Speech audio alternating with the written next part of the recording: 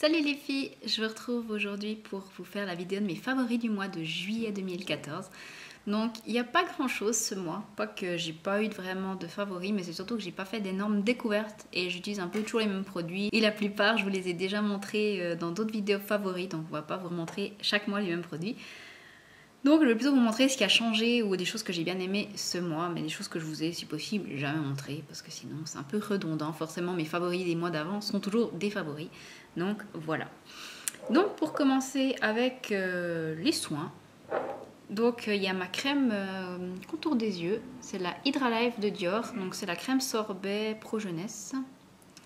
Voilà, que je vous avais présenté dans un haul, c'était le haul de Mayor de septembre l'année passée, mais je l'ai entamé que il y a un mois ou deux maintenant, je sais plus. Donc j'ai déjà bien touché le fond et je suis en train de racler les bords maintenant. Donc elle s'utilise quand même assez vite quand j'utilise avec une spatule et j'en mets très très peu.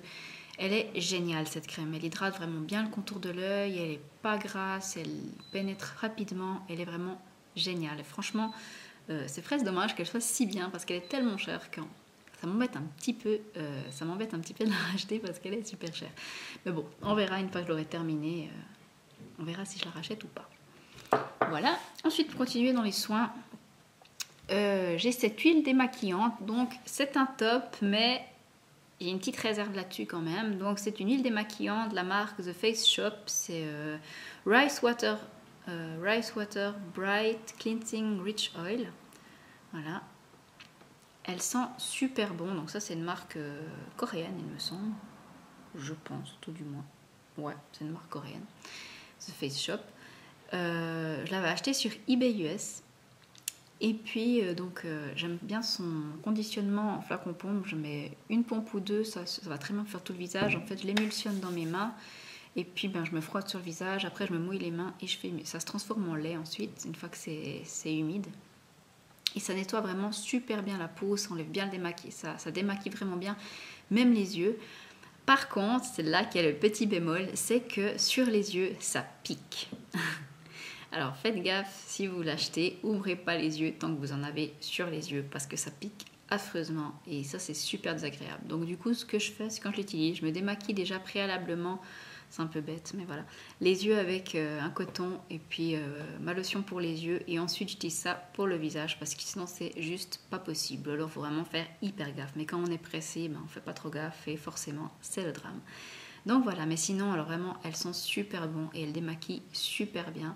Vous avez vraiment l'impression d'avoir la peau qui est propre après et c'est vraiment chouette. Donc voilà. Ensuite, on passe au maquillage. Donc j'ai découvert à la toute fin du mois, mais je vous le mets quand même dedans parce que je voulais quand même vous en parler, le mascara pour les sourcils. Enfin, c'est un genre de mascara pour les sourcils qui les teint un petit peu, donc de chez Maybelline. Et c'est le Brow Drama que j'ai en teint dark brown. Et la brosse est assez bizarre, donc elle se présente comme ça, donc ça fait une petite boule et ensuite vous avez comme un goupillon assez normal on va dire. Et puis donc je trouve que c'est vraiment bien parce que moi j'ai toujours les sourcils qui partent dans tous les sens, puis là vous voyez je les ai brossés avec ça et ils restent vraiment bien en place. Ça les colore très très légèrement, moi je n'ai pas vraiment besoin, mais parfois j'ai des petits trous comme ça quand même. Donc je trouve que ça les comble un petit peu et ça tient vraiment super bien et ça fait pas des miettes dégueu comme les mascaras transparents peuvent le faire. Donc c'est vraiment un gros top. Ensuite j'ai beaucoup porté ce mois mon Color Tattoo On and On Bronze que tout le monde connaît. Je vous fais même pas de swatch parce que de toute façon tout le monde le connaît déjà. On en a déjà entendu parler 1 million de fois sur les blogs et sur les chaînes YouTube. J'adore ce Color Tattoo. Je l'ai acheté il n'y a pas hyper longtemps. Je pense que ça doit faire 5-6 mois que je l'ai. Je ne sais pas exactement. Peut-être même pas. Et je peux plus m'en passer maintenant. Dès que si je suis un peu flemmarde le matin, je me mets ça en aplat toute la paupière et puis c'est tout. Je pars. Un petit coup de mascara et je pars au travail. Et j'adore l'effet qu'il a. Il a vraiment un effet... Enfin, il illumine vraiment le regard et j'aime vraiment beaucoup. Donc voilà, gros top, On and On Bronze de Jamais Maybelline. Ensuite, pour les lèvres, j'ai beaucoup porté mon Chubby Stick de Clinique en teinte Super Strawberry. Donc c'est le tout premier Chubby Stick que j'ai acheté. Puis en fait, Bon, j'en ai deux, hein, j'en ai pas 20 000, je dis ça, on dirait que j'en ai 20 000, mais non, j'en ai que deux.